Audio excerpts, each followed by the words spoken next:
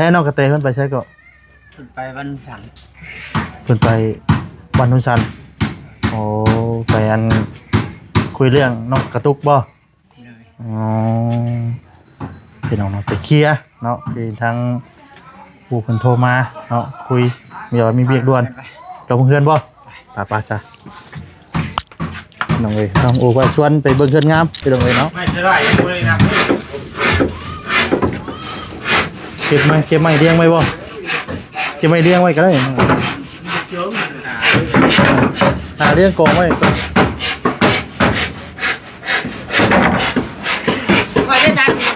เจ้าว่าตันน่ะโอ้เพียงเนาะโอ้หักกันดีเจ้า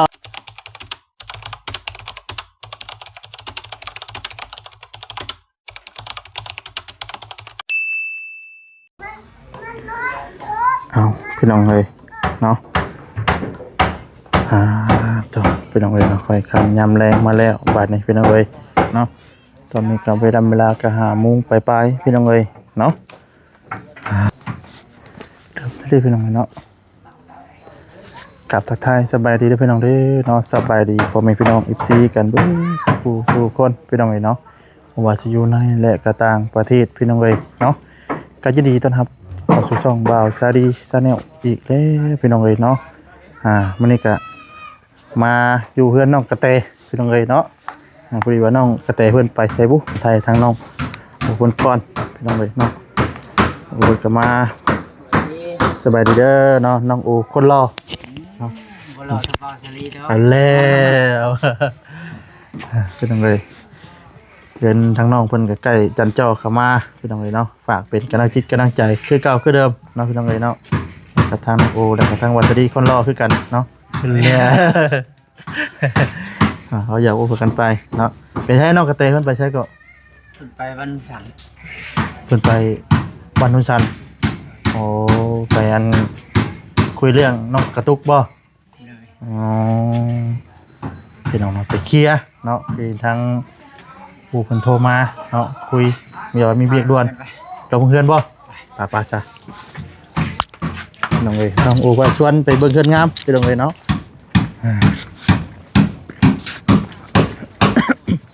ทางสาวเทือนแล้วกับปั๊บนาดินเนาะพี่น้องเนาะเที่ยวสถานที่เพิ่นเดือนแล้วเนาะแม่นเพิ่นมีข่าวดีแล้วนี่จักเสาก็12ชมเชยน้ำเลยชมเชยดีใจน้ำเนาะพี่น้องเอ้ย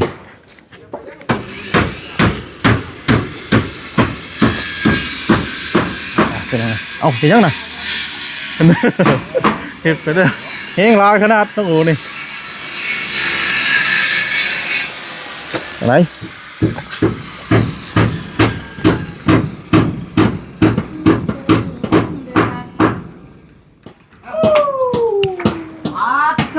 มาไปที่แล้วเลย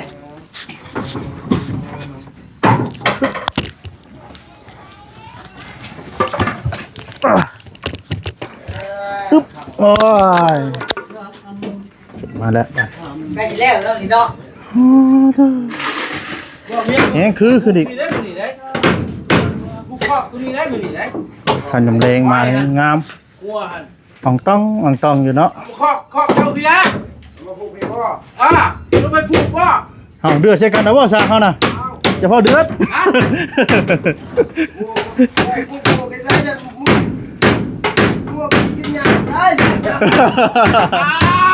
ผูกตัวแรกตัวเช่ากูบอยออกกูไม่เรียกเลย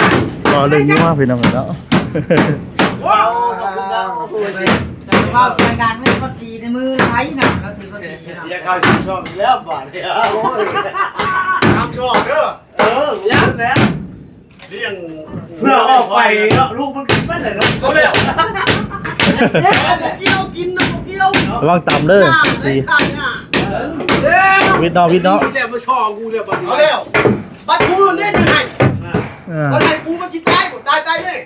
ยักษ์จ้ะเอาเล่นเนาะไว้ชอบกับบุญแล้วบัดนี้ว่าเป็นยังกันเนี่ยว่าเพิ่นงกล้าบ่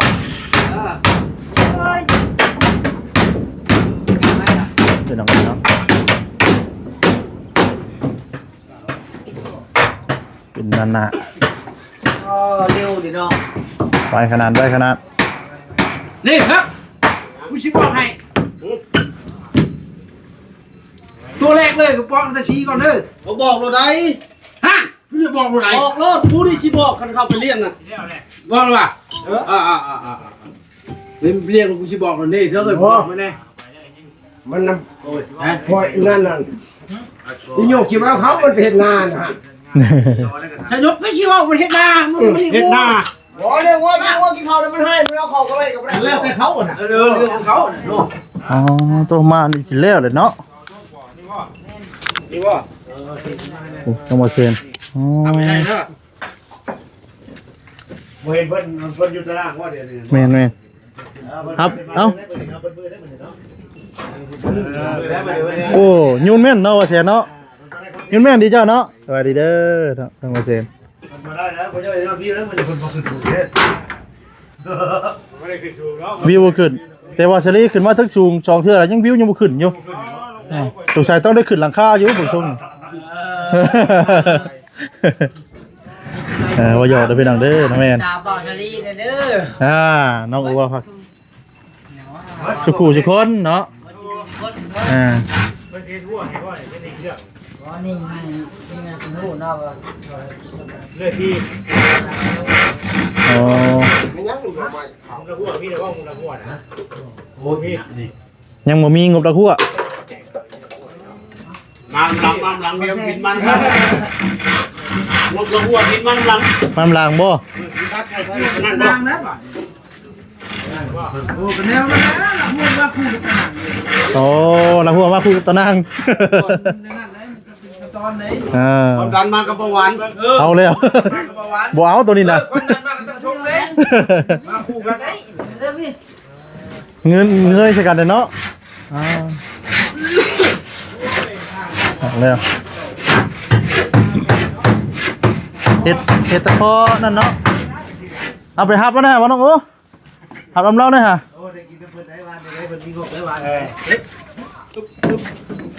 ตัวเป็นขันขันพอดี ระวังขาดเป้าเด้อ ที่นี่จ่างที่ประเทศขันกันหลายขันพอดี นะก้าวบ่ฮอดบ่ จะทำแตก โอ้ยหน่วยย่านรุดย่านหยังหน่วยย่านหามเตกว่าฉัน ยัดเดียวกันแหละ โอ้ยเนาะ เห็นมาเบิกงามแล้วโอ้กันไปเลย น่าดีเนาะ เพราะมันนี่ไว้ ไว้มันไว้ ขอบผ่าไว้ที่น้อง บืนนี่แล้วนะบืนเนาะ แล้วมืดเป็น ห้ามเบิดเลยโอ้ยกะสิแล้วอยู่เบิ่งนี่ ช่างเลยแรงนี่ช่างเลยไล่เลยช่างเลย อ๋อ เป็นเบิด แผ่นแล้วนี่ นับบุทวนนั้นเบิดประมาณ30-40 ยังได้บ่ชาชาไป ปานนั้นแหละ ยังเติบหนึงอยู่เนาะเบิดเติบหนึงอยู่ อ๋อแบบ เดี๋ยวแรกก็จังนิดหน่อยนะ ละเอียดดีโลเนาะ เบ็ดรูปไปได้บ่มีเสียนเลยนะปักมือน่ะ แค่แต่คมมันนิด บาดมือเนาะ แม่คนได้คนกบมอบอยู่ได้ คมมอบไปบ่นี่ มอบข้างอีกเด้ อ๋อ รูปไปได้บ่มีเสียนเลยนี่ มอบลบในที่หนักนี่อีก แม่น มีแต่น้ำมัน มีแต่น้ำ บ่มีเสียนบ่ สร้างประเทศที่ได้เนาะเฮ็ด หักก็ดีเนาะ แบบมีหนุนติงามบรีรอเลย ทางนั้นก็โอ้แล้วเลยนะเนาะ เป็นพายเลยเนาะ แม่นพาไปเลย เพิ่นให้โบนัส ต้องเฮ็ดให้ งามเนาะมีติ๊กว่ะ อยากจะมีจับเลย แล้วว่าเลยต้องมีแหละเนาะ รางวัลเนาะสิบ่มีเฮ็ดงานมันก็ต้องมีรางวัลแน่เนาะ แต่เก่าเนาะ ท่านได้แต่เก่า เบียดเด็กก็เพี้ยนเก่งไงเนาะเฮ็ดเก่งยังมีหมักชิบหมักชาวขึ้นมาดิ ท่านเข้าเรื่อยๆยังลวกไข่ เอาแล้ว กูเจ๊งเงินกูแตกคนนึง โอ้ เอาเดี๋ยวชิว่า เอาลองกันแม่เอาเลยโอ้ยมันลวกไข่เลยรถเข้าถึง แม่แดกอ่ะนั่นก็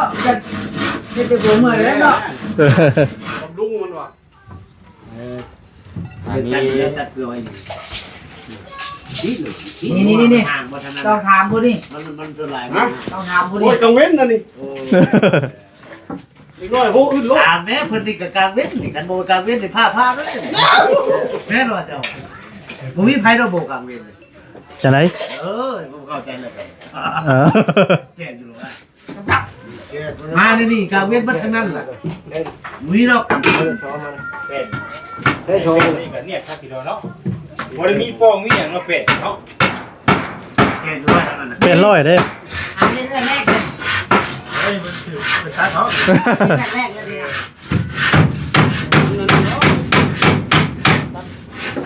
คักพี่น้องเอ้ย ไม่ใช่ได้ยังบ่ได้นับเด้อ เก็บไม้เลี้ยงไว้บ่เก็บไม้เลี้ยงไว้ก็ได้ เจิมมันน่ะ หาเลี้ยงกองไว้ ก่อนได้ดันโดนทะเล เจ้าว่าตัดน่ะโอ้เพียงเนาะโอ้หักกันดีเจ้านั่นว่าตัดไฟเบอร์บ่นั่นบ่ เรียกว่าข้างตั้งเลย อัตโนมือบ่ใส่อัตโนมือตัด โอ้เพิ่นเลี้ยงไม้ไว้ให้มันเป็นรักเป็นแรงเนาะแหมจัดเจงไว้บ่สร้างเพิ่นมาเอาแค่นี้จิบบ่รถมันสบาย อันนั้นใช้บ่สิว่า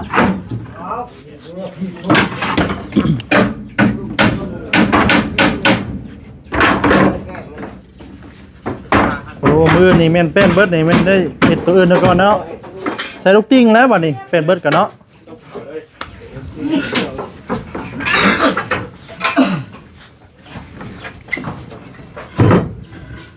ปั๊บบ้า ช่วงแล้ว ขึ้นมาค่อนข้างยังแรงมาละเย็นแน่เนาะมันลมพัดใหญ่ ให้กันว่ะทำบ่ได้ทำลำบากเนาะมันทำให้ดูกันกัน อันนี้เป็นกบทุกแผ่นเด้เนาะกบมันละเอียดอีกพี่น้องแล้วก็มาลบขอบอีกก็เลยต้องใช้เวลาหน่อยนึง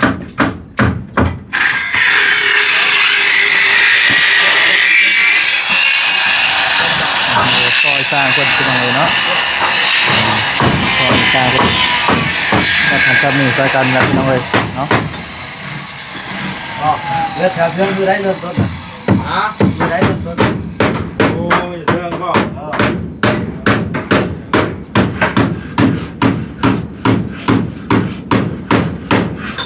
มันจะเป็นกำลังใจให้ เป็นกำลังใจให้บ่ เรื่องเที่ยวจะช่วยให้เป็นแค่แจ้งข่าวมื้อนี้เด้แจ้งข่าวเรื่องเสา เอามาก่อนเนาะ ลืมเขาก่อนเนาะ ถ้าสาวมาก่อนนะ แต่ว่าทางแห่งรู้ว่ามื้อใดเป็นสิดำเนินการ เพิ่นถ้าได้แจ้งเนาะ ทางเบาลีเด้เรื่องประมาณ จังหวะ บ่แซนบ่มี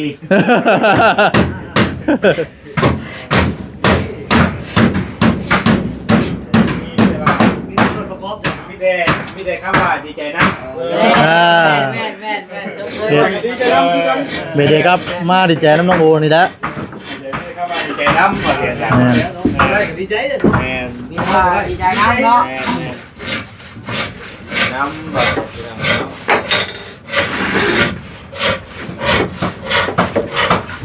จับเนาะ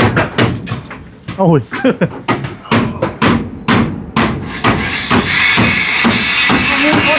ฮะขึ้นบ่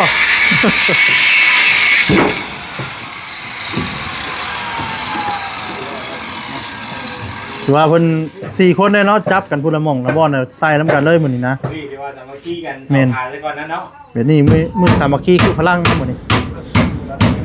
เวลามาเป็นเบิดกับเพิ่นก็สิได้ ทีมงาน ข่าวเซ็น 4คนเล่นอยู่แล้วที แม่นเพิ่นมาครบเนาะแต่ก็เพิ่นอยู่พุ่นเนาะวันนี้เพิ่นมาครบอยู่นี่เด้อครบกันเปิดกะว่าแล้วที่นี่มันใส่ลูกติ่งต่อเลยนะเบิ่งนี่ จะใส่ น่าจะแม่นเนาะ เราก็เลย เราก็ไม่รู้เหมือนกันบ่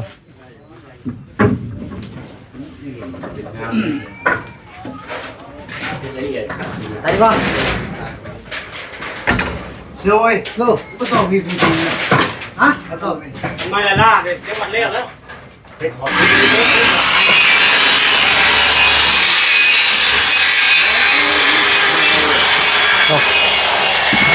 เดี๋ยวเอาเลยค้อนมัดตัวใด นี่แล้วโอเคนี่ โอเคบ่ระวังรอดนะ เอ็นน้องแกมันไปกับบ่เล่ากินไป เออมันไปมันขัง แล้วสันบ่น่ะ มึงพักคนตัวนี้ ใช่ ฮะ ว่าอาจจะเป็นคุยเรื่องที่มาว่ากัน แม่น เจ้าบ่ได้ไปว่าใช่ ว่าได้ใจ บ่ได้ชอบเด็ดแท้คันบ่เลยนะ ไปก็ยังเพิ่นบ่ได้ทายกิน ไปคุยกันหลังไม้หั่นแหล้ว มันบ่ดังบ่ได้เลยเนาะ แม่น นี่เวียน เป็นเบียกคนโต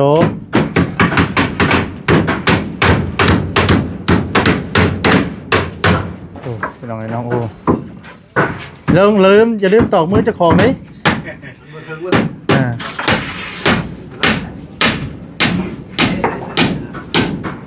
นี่ก็ บ่ได้เยี่ยมอ่ะ มาใส่เสื้อผ้า ซอยกันนะน้องโอก็ได้ ถ้ารัดดีเนาะแบบแน่น เปี้ยแล้วเนาะสร้างเขาสร้างร้อยได้ทีมงานสร้างเลาะเนาะ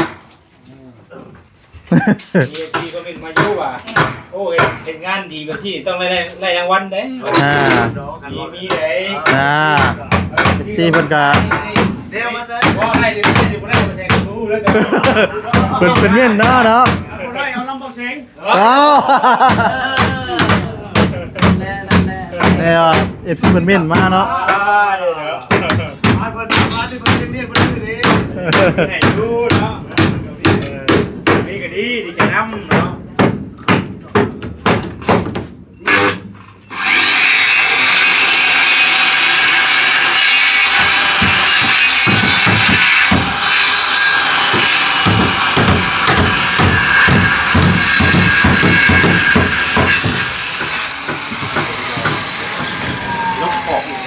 แม่นดอกขอบอย่างดีโอ้พี่น้องไอ้น้องโอครับลุยอะไรพวก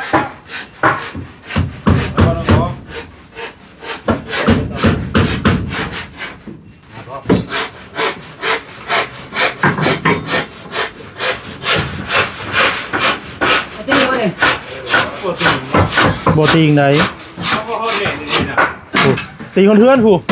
ตีคนตัวเพื่อนผู้เข้ามาน่ะ เรื่องเลย แม่นผู้ มันตีบ่ทีมแล้วได้ดิ เออ เนี่ยดี เบิ่งก็เพิ่นจับมาน่ะบ่เซียนผู้พวกใหญ่ๆนึงผู้พี่พี่ ข้างในก็ข้างนี้ก็ใส่น็อต แม่นน็อตยึดไว้อีกวะ คาคาลี ตะปูฮ้อนน็อตยึดอีก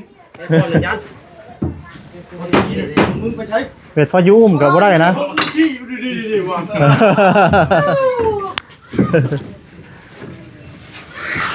เดี๋ยวใส่กันเด้อๆนะสร้างเฮาเนาะพอได้มวนน้ำสร้างเด้พี่น้อง ใช่มัน เนาะ ก็หยอกกันเองนะเพื่อนผู้หยอกมันก็หยอกกันเอง หยอกกันเอง มันก็อยากม่วนที่กันเนาะ แม่น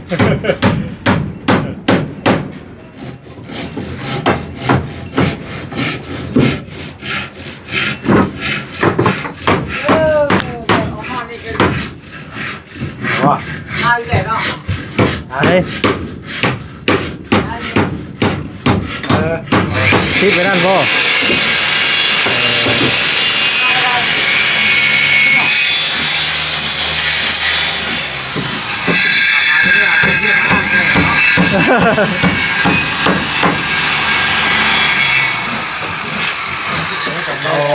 เอาพาที่เนี่ยเอาเพลงเรียกว่าบังข้างในบ่นี่เนาะ เห็นห้องตกแต่งเนาะ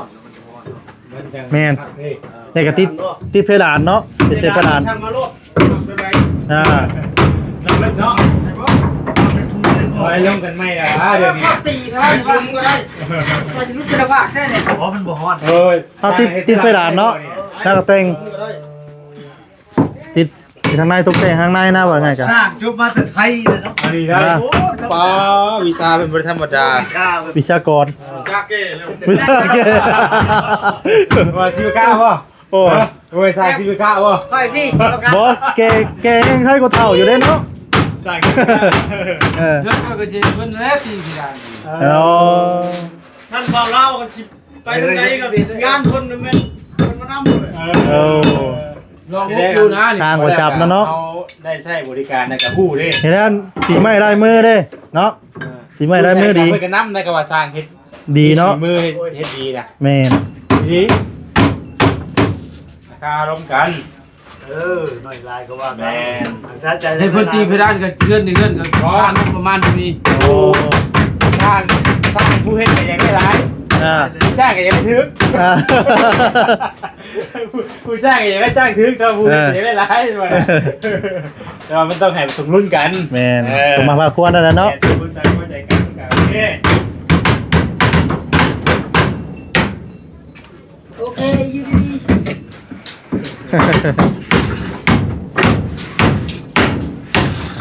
ขึ้นเลยเนาะเสียงอาจสิดังเลยเด้อพี่น้องเด้อเนาะ มาใส่ชุดลงอะไรก่อนเด้อ ลงแล้วบ่เปอร์เซ็นต์ ลง ลงเอาวิวข้างล่างบ่ ถึงบอกมาลงเด้ วิวแล้วบ่โตแล้วนะ เขาจะใครเสกเนาะ โตแล้วนะ ถ้าโดนเราอะ ใคร โอ้ เสก ก่อนต้น ใครเสก ตัวเล็กๆได้ยังไง เข้าเนาะมันมีปัญหาด้านหัวเข่ามันมีปัญหาด้านหัวเข่าเขาในภายภาคหน้า มันก็จะรู้หมดว่า มันชอบไหมเดี๋ยวว่า เออ นี่ย้ำไหมถึงเด้อนี่ย้ำเลยถึงเด้อ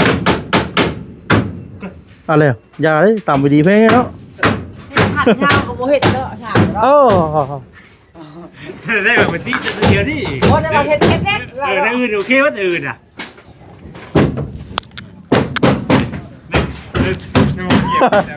เรากับเฮ็ดขัดใหญ่เลยเรากับ แต่มันยากกว่านี้ เพราะแต่มันจังมีคนสามารถเข้าเลย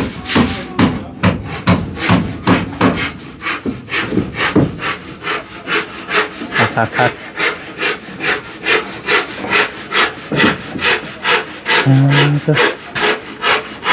กลับไปที่กลับมีได้กลับมาดูก่อน ไปเด้อไปเห็นคนรอ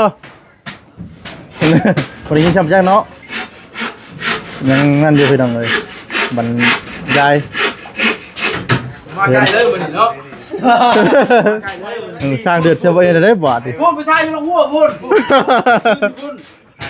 ใกล้ๆคือปาร์ตี้รถนี่ค่ะ เอาแล้วบาทดิ ปาร์ตี้รถนี่ค่ะพูดมีแท้ว่าพูด สร้างมันบ่หยอกว่าเองพี่น้องเลยเนาะเป็นกะ เดือดแท้ชา บ่หยอกเดือดใช้กันได้เลยเนาะโยนต่อไปต่อมาเฮือได้หมอกกันเดือดแล้วบาทนี่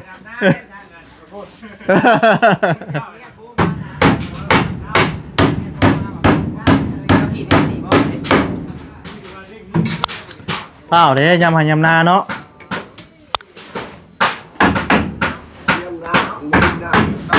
ผลบ่นั่นทุกใช่เนาะหางอยู่ทางนี้นะผลดีกว่าทางบ้านข่อยได้เอาเลยดีได้ ตัวพุทธวานชื่อหรือตัวทุก บ่ตกกับบ่แห้งดินนั่นเดียวนึงแม่น อัน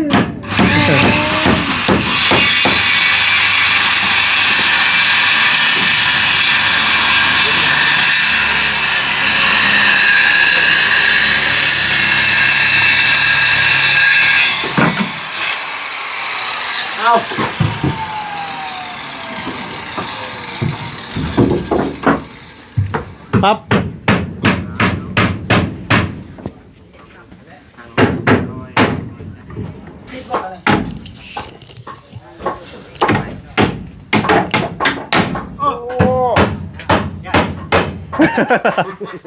ในนี่ได้พี่น้องเลยเนาะนี่มุมสูงพี่น้องเลยมุมสูงเอาเป็นจับเป็นจับพี่น้องเนาะอ๋อ โอ้ใช่ว่าน้ำเนี่ย หยุ่มเบิ้งด้วยว่าเสียนเจ้าท่วงเนาะเจ้าท่วงเจ้าต้องได้หยุ่มบ่ได้บ่หยุ่มบ่เฮ้ยแล้วข่อยสิลงไปข่อยสิหยุ่ม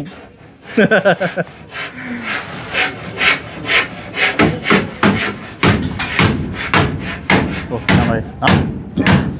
คุณนะ จำดิบด้วยเนาะ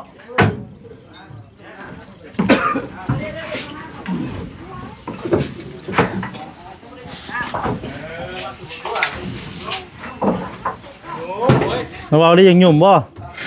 หยุ่มน้ำบ่ไปเด้ออย่าหยุ่มแห้งแล้วน้ำออกลายเด้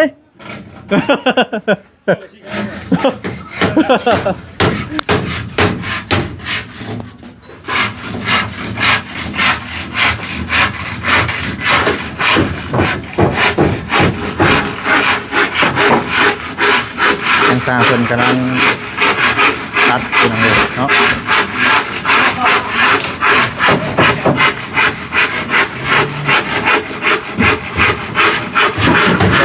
ไม้ละมือละพี่น้องเลยพี่น้องเลยเนาะครับสำหรับที่นี่ก็ฝากจะได้ให้ใจทั้งวัสดีนะพี่น้องเนาะฝากกดไลค์กดแชร์กดติดตามเนาะเป็นที่เก่าคือเดิมพี่น้องเลย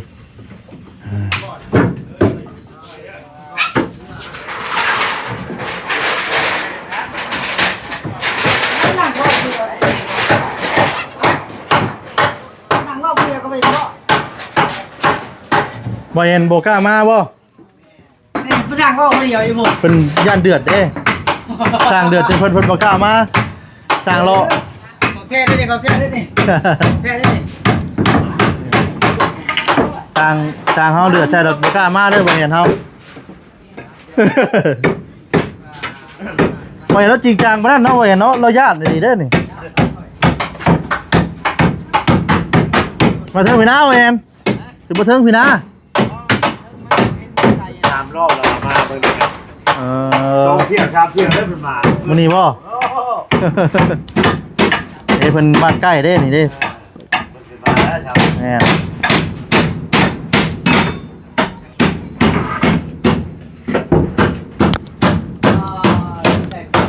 โอ้พี่น้องเอ้ยไวอันนี้ก็แล้วพี่น้องเนาะสำเร็จเป็นที่เรียบร้อยแล้วบัด รับแป๊บเดียว เดี๋ยวทางนี่ก็มานี่น้องเอ้ยอีกบื้อบุกอีกบื้อนะคำว่านั่นก็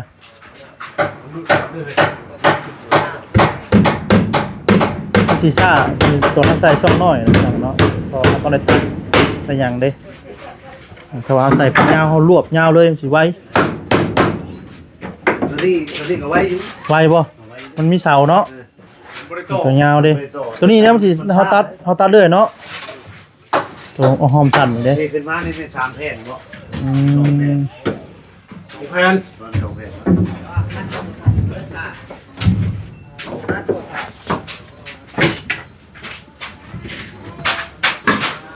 ว่า บ่ต้องล็อกคือสิคำไปบ่ได้ลงเด้อ มือนะน้ำมืออีกมือจะได้เก็บงานอีกเพราะว่าตอนนี้มันก็5 โมงสิ6 โมงเลยนะแม่พอเริ่ม6 โมง 7 โมงก็เริ่มมืดแล้วเดี๋ยวนี้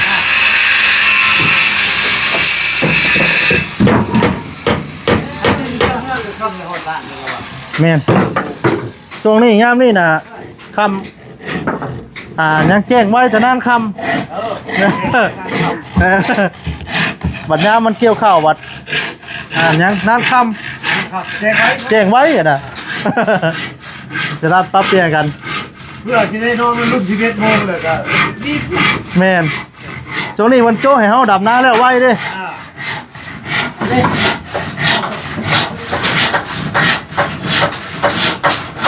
เป็นไงเนาะ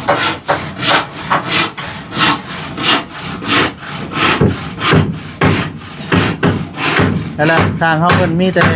เป็นงานเบิดเด้มันก็ได้ไว้พี่น้องแบ่งหน้าที่กันเฮ็ดคือตรงนั้นตรงนี้มุมนี้เลยไว้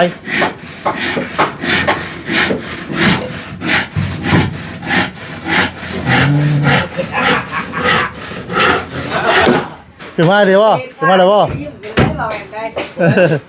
ว่าจะคนมาบนบ่ให้ขึ้นมา ย่านบ่ มาส่งงาน จักรยานบ่กล้าขึ้นมา เอาขึ้นไปไหนนี่แหละ เอาเลยสร้างเดือดใช่แล้วบัดนี่ แม่เห็นอยู่เหมือนกันแต่เช้าบุญเบิร์นเนาะ อันนี้กันตอนแรกต้องถ้าว่าขึ้นมาต้องขึ้นมาทางพิษบ่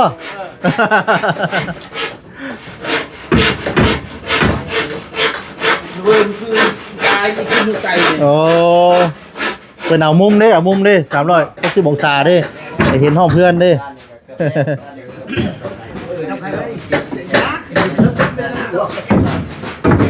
คือได้ เป็นคนยานนี่แล้วว่าเป็นคนยาวแล้วว่าตอนแรกมันก็จะได้แบบโบยข้าวขึ้นนอนแล้ว พี่น้องเองเนาะพี่น้องเลยสำหรับคลิปนี้ก็สิได้ลามาจากก่อนพี่น้องเนาะผิดพลาดประการใดขอโทษขออภัยพี่น้องเด้อเนาะคำบอกคำใจทางวัดดีว่าบ่นั้นถูกพี่น้องเนาะขอโทษขออภัยนะสิได้ขอจบคลิปซะก่อนพี่น้องเนาะลาไปก่อนพี่น้องเลยฝากเด้อไปเสร็จพี่ก็คือเดิมเนาะสบายดีพี่น้องเด้อสบายดี